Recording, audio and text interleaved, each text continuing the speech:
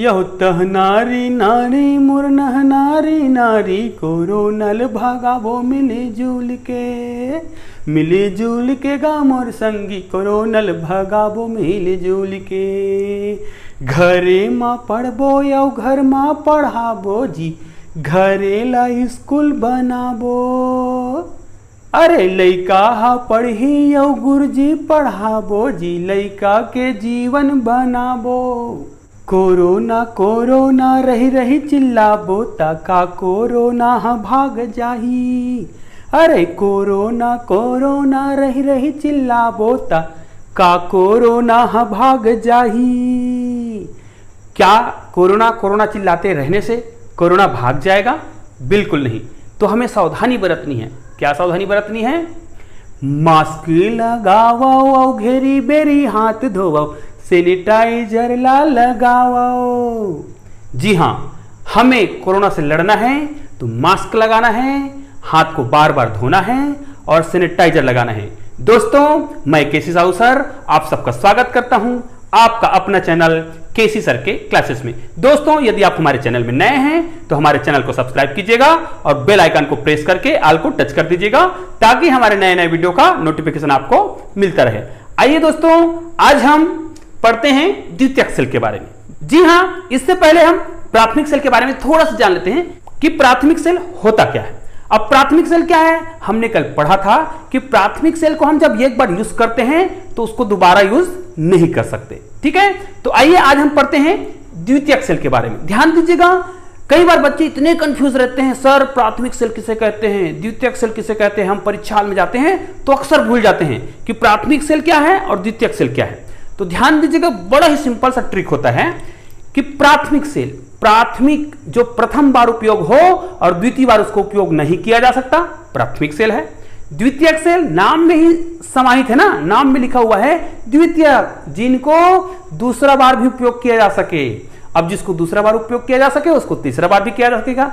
मतलब जिस सेल को बार बार चार्ज करके उपयोग किया जा सकता है उसको बोलते हैं द्वितीयक सेल।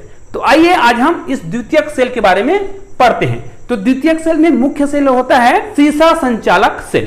तो आज हम सीसा संचालक सेल के बारे में ही पढ़ने वाले हैं। और भी होता है लेकिन हम केवल आज सीसा संचालक सेल के बारे में बहुत ही विस्तार से पढ़ेंगे जो बहुत ही सरल होता है। आइए दोस्तों, कुछ चीज जान लेते हैं। अक्सर हम लोग क्या बोलते हैं, कहीं दुकान गए और घड़ी के लिए सेल लेते हैं और बोलते हैं सर मुझे एक बैटरी दे दो। तो क्या वो बैटरी है?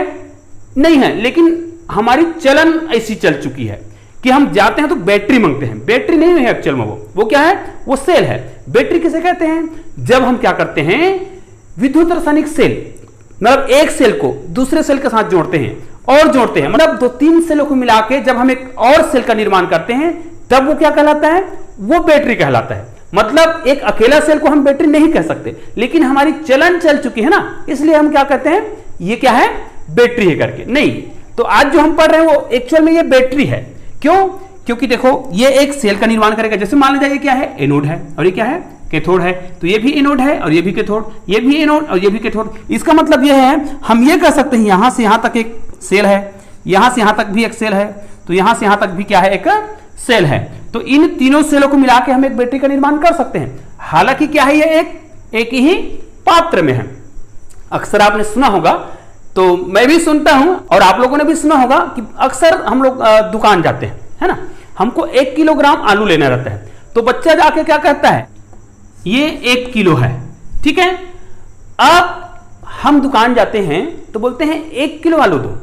तो दुकानदार अगर 1 किलो आलू देगा तो उसका पूरा दुकान का आलू खत्म हो जाएगा। 1 किलो मतलब होता है 1000 आलू और किलो चल रहा है 20 रुपया। तो क्या 20 रुपये में वो आपको 1000 आलू देगा?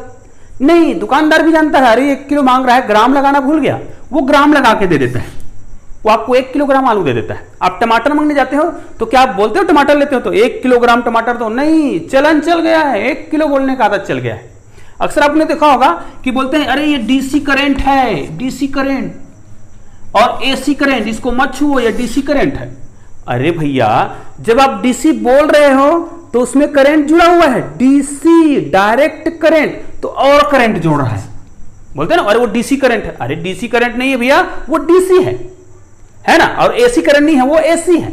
हम करंट शब्द जोड़ना सीख गए हैं तो हमको ये सब जो हमारे चलन में आ गया उसको हटाना पड़ेगा। अब हटाओ या ना हटाओ उससे मुझे क्या मतलब, लेकिन हम लोग का जो चलन है उसको मैं बता रहा हूं कि हम लोग क्या करते हैं, अक्सर किसी भी सेल को बैटरी बोल देते हैं। दुकान में जाते हैं, घड़ी के लिए एक सेल लेना है तो हम बोलते हैं एक छोटा वाला बैटरी दे दो, है ना। तो ऐसा नहीं है थोड़ा। तो आइए दोस्तों हम देखते हैं कि ये शीशा संचालक सेल बनता कैसे। ये होता है शीशा संचालक सेल, शीशा संचालक सेल, है ना। शीशा मतलब होता है लेड, है ना। तो चूंकि इसमें लेड का उपयोग होता है इसलिए इसको शीशा संचालक सेल बोलते हैं। तो दोस्तों याद रखिएगा, इसमें आपको ये दिख रहा है पात्र, तो ये इनको हम बैटरी कह सकते हैं। क्यों बैटरी कहेंगे, ध्यान दीजिएगा। ये देखो, ये मान ले जाए एनोड है, ये कैथोड है, तो यहां से यहां तक इसको हम एक क्या बोल सकते हैं, सेल बोल सकते हैं। यहां से यहां तक, क्योंकि ये भी एक एनोड और ये कैथोड, यहां पर फिर एक सेल बन जाएगा। यहां से यहां तक फिर एक एनोड और एक कैथोड। इस प्रकार हम ये मान सकते हैं कि एक बैटरी में 3 सेल मिलकर बने हुए हैं, है ना। 3 सेल को मिला के क्या बना रहे हैं, हम एक बैटरी बना रहे हैं।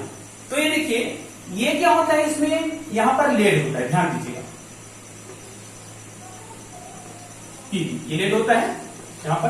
अब आपको एक और ध्यान देना है, ये जो क्षण आपको दिख रहे हैं, ये जो है लेड और एंटीमनी का मतलब, लेड और एंटीमनी दोनों से, ये दोनों से मिलकर बना हुआ क्या होता है, एक जाली होता है, मिश्र धातु। ये मिश्र धातु से मिलकर बना हुआ क्या है, एक जाली होता है। और इस जाली के अंदर में एक साइड क्या भर दिया जाता है, लेड भर दिया जाता है। और जिसमें लेड भरा जाता है, ध्यान दीजिएगा, जिसमें लेड भरा जाता है वो एनोड होता है।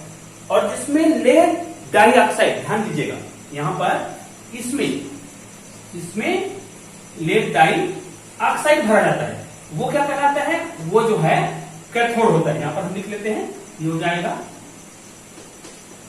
ये कैथोड का काम करता है। कौन, जिसमें लेड डाइऑक्साइड भरा गया है। ध्यान दीजिए, ये मिश्र धातु से मिलकर बना हुआ है। लेड और एंटीमनी का जो मिश्र धातु है उसका ये जालीदार पात्र होता है, जिसमें लेड डाइऑक्साइड के चूर्ण को भर दिया जाता है।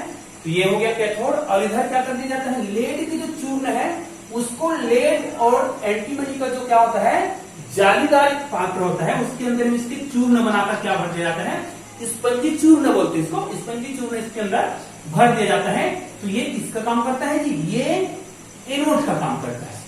और ये क्या करता है, कैथोड का काम करता है। अब ध्यान दीजिए, ये वाला और ये वाला तीनों एक ही प्रकार के हैं, मतलब इन तीनों में लेड डाइऑक्साइड के चूर्ण को भरा गया है। इसमें और इसमें जो हरा कलर का आपको दिख रहा होगा, मैंने ऐसा अलग कलर का बना दिया हुआ है तीनों को, ताकि आपको आसानी से पहचान आ जाए। ये देखिए, ये तीनों को एक साथ जोड़ दिया गया और ये उसका राड हो गया, ठीक है। तो यहां पर हो गया प्लस, यही क्या है, कैथोड है। अब ये जो इधर जो दिख रहा है, 3 पात्र और बच गया ये, तो इसको यहां से इनको जोड़ देते हैं, यहां से इनको जोड़ देते हैं, यहां से इनको जोड़ देते हैं। तो ये इस प्रकार ये जुड़ेगा, ये देखो, ये तीनों को भी हमने जोड़ दिया। तो इस प्रकार ये क्या बन गया, ये जो है एनोड बन गया। अब हमको पता है कि हमको दो जंक्शन मिल जा रहा है, एक यहां पर प्लस के रूप में और एक यहां से माइनस के रूप में। इसमें हम क्या कर देंगे, वायर जोड़ देंगे। अब हमको जितना करंट चाहिए रहेगा उसके आधार पर हम क्या करेंगे, इसको जोड़ेंगे। और बल्ब जलाना है तो बल्ब जला लेंगे, कोई भी यंत्र को हम क्या कर सकते हैं, इसमें चला सकते हैं। अब याद रखिएगा, इसके अंदर में क्या भरा गया है, ध्यान दीजिए, इसमें भरा जाता है तनु H2SO4 का जली विलयन, ठीक है। इसमें जली विलयन भरा जाता है, जो कितना परसेंट होता है, इसमें लिखा है तनु, इसका मतलब ये है कि इसमें जल की मात्रा ज्यादा है। तो कितना परसेंट H2SO4 होता है जी, इसमें 38% ये होता है H2SO4, ठीक है, ये याद रहेगा। तो इनका घनत्व कितना होगा, फिर इनका जो घनत्व होता है बहुत ही महत्वपूर्ण है, याद रखिएगा, क्योंकि इनके घनत्व के आधार पर हम ये जानेंगे कि इनमें चार्ज करना है कि नहीं है। तो दोस्तों इस प्रकार यदि हमको इनका घनत्व पता होगा, उसके आधार पर हम क्या कर सकते हैं, बैटरी को चार्ज करेंगे, इसी के आधार पर चार्ज होता है। तो इसका घनत्व होता है, कितना होता है, 1.38 ग्राम प्रति घन सेंटीमीटर, ठीक है। तो ये उसका क्या होता है, घनत्व। इसको याद रख लीजिएगा क्योंकि बहुत ही उपयोगी है। अब ध्यान दीजिएगा, यहां पर हमको पता है तनु H2SO4 इसमें विलयन में मिला हुआ है, विद्युत अपघट्य के रूप में किसको उपयोग किया गया है, H2SO4 को। इसका मतलब यह भी है कि इस विद्युत अपघट्य में इसमें H+ होगा और सल्फेट का आयन होगा। ठीक है, अब ध्यान दीजिएगा, जब किस पर, एनोड पर, और ये किससे मिलकर बना है, ये आपको बता दिया गया है, ये किससे मिलकर बना है, ये लेड से बना है। तो जब एनोड पर लेड की अभिक्रिया होती है तो लेड क्या करता है, लेड की खासियत है, लेड क्या करता है, ये इलेक्ट्रॉन त्यागता है ना, और जैसे ही इलेक्ट्रॉन त्यागता है तो क्या करेगा, लेड आयन बनाएगा।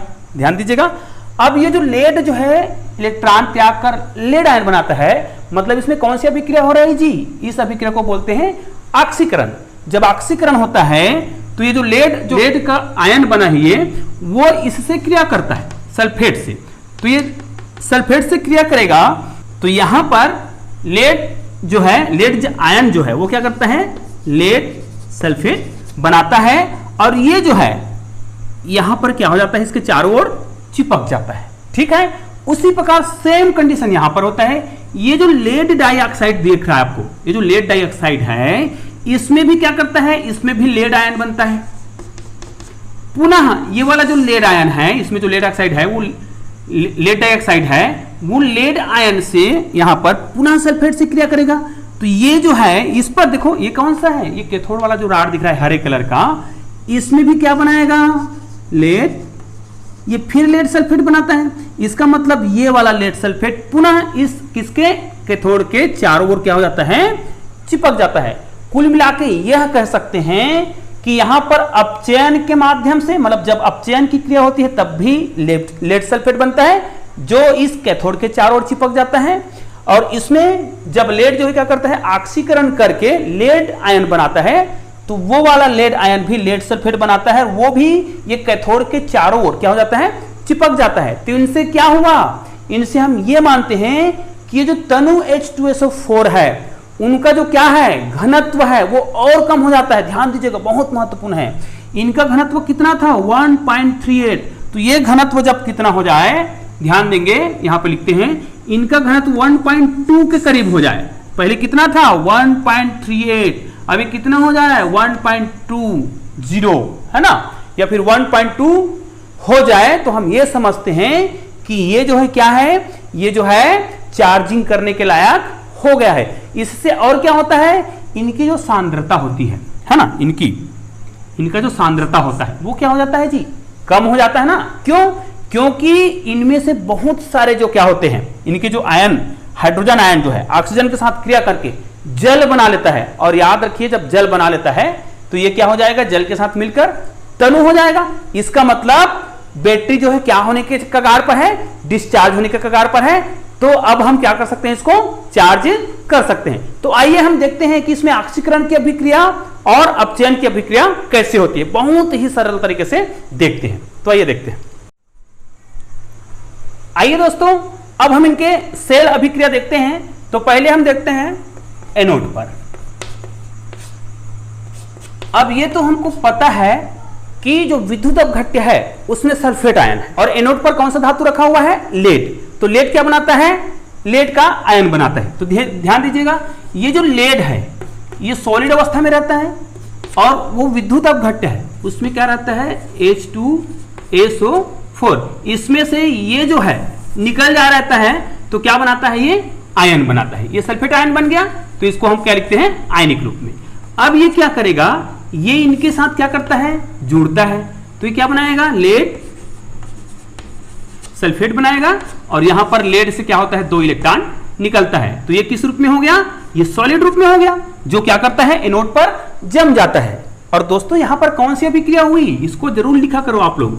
यहां पर जो क्रिया है वो होता है ऑक्सीकरण की अभिक्रिया। ठीक है, ये एनोड पर होता है। और दूसरा इसी प्रकार सेम कैथोड पर होता है। अब हमको यह भी पता है कि कैथोड पर किसको भरा गया है, लेड डाई ऑक्साइड को, और वो लेड डाई ऑक्साइड भी किससे क्रिया करता है, वो भी सल्फेट आयन से ही क्रिया करता है। तो यहां पर हम लिख लेते हैं लेड डाइऑक्साइड। ये भी सॉलिड रूप में रहता है, और ये भी क्या करता है, इससे मतलब ये भी सल्फेट आयन से क्रिया करता है, लेकिन हमको पता है कि यहाँ पे ऑक्सीजन की मात्रा ज्यादा है। देखो लेड डाइऑक्साइड बनाने के लिए हमको क्या चाहिए, SO4 बस चाहिए। तो यहाँ पर SO4 ऑलरेडी है, लेकिन ये जो O2 दिख रहा है वो कहाँ जाएगा फिर? इसका मतलब ये है फिर इनको क्या करना पड़ेगा, जल बनाना पड़ेगा। और हमको पता है कि H2SO4 में दो चीजें बनती है, H+ आयन बनता होगा और SO4- आयन बनता होगा। तो ये जो है वो तो ये है, तो ये कहां गया? तो यही जो है ये जो ऑक्सीजन है इनके साथ क्रिया करके क्या बना लेगा, जल बनाएगा। तो ध्यान दीजिए यहां पर हम H+ आयन को भी लिख लेते हैं, यहां पर ऐसा करके, तो ये 4 टाइम लिख लेते हैं, ये आयन रूप में है और यहां पर आ जाएगा इलेक्ट्रॉन। ठीक है, अब देखो इनको जब हल करेंगे तो सबसे पहले मैंने बताया था ना कि किस पर, लेड डाइऑक्साइड जो है वो भी क्या करता है, लेड सल्फेट बनाता है। तो सबसे पहले तो आप लेड सल्फेट ही बना दो यहां पर PbSO4, उसके बाद यहां पर क्या बन जाएगा 2H2O, है ना, यहां पर क्या बन जाएगा, जल के अणु बन जाएंगे। अब ध्यान दीजिए तो कुल अभिक्रिया क्या होगा जी, तो हम कुल अभिक्रिया यहां पर लिख लेते हैं। ये देखिए, है ना, यहां पर कुल अभिक्रिया, ठीक है, कुल अभिक्रिया लिख लेते हैं। तो ये देखते ही जाइएगा, अब जो इधर दिया हुआ है इसको इधर ही लिखेंगे, लेफ्ट साइड को, है ना। तो यहां पर ये दिया हुआ है, तो सबसे पहले क्या लिखेंगे, Pb लिखेंगे, ये सॉलिड फॉर्म में है।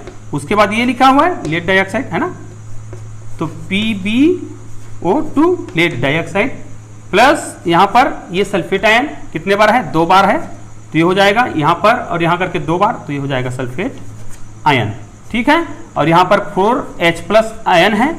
अब देखो ये इलेक्ट्रॉन इधर है, ये देखो तीर का निशान है इधर, तीर के निशान के इधर है ये, और ये इलेक्ट्रॉन उधर है, तो ये वाला और ये वाला कैंसिल कर देगा, तो यहां पर लिखने की आवश्यकता नहीं है। अब इनको देखो, इन दोनों को, ये दोनों सेम है, तो ये हो जाएगा 2PbSO4 और प्लस यहां पर हो जाएगा 2H2O। ये क्या है, ये जल है और ये क्या है, लेड सल्फेट है। इस प्रकार पूरी सेल समीकरण को इस प्रकार लिखा जा सकता है।